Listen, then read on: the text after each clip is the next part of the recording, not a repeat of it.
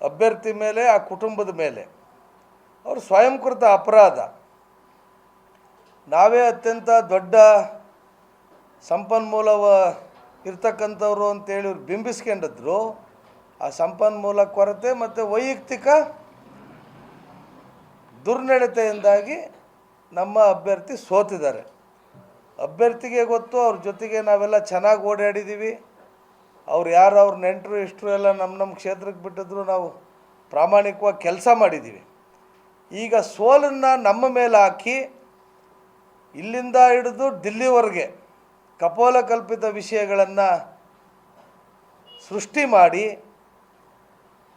ನಾವು ಸೋಲಿಗೆ ಕಾರಣ ಅಂತ ಬಿಂಬಿಸೋದಕ್ಕೆ ಹೊರಟಿದ್ದಾರೆ.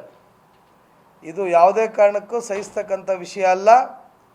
ಫಸ್ಟ್ ನಿಮ್ಮದೇನು ತಪ್ಪಿದೆ ನೋಡ್ಕೊಳ್ಳಿ. ಅದನ್ನು ಇನ್ನೊಬ್ಬರ ಮೇಲೆ ಹಾಕಕ್ಕೆ ಬಂದರೆ ಯಾರೂ ಏನೋ ಸುಮ್ಮನೆ ಕೂತ್ಕೊಳ್ಳೋ ಜಾಯಮಾನ್ದಾರ್ ನಾವಲ್ಲ.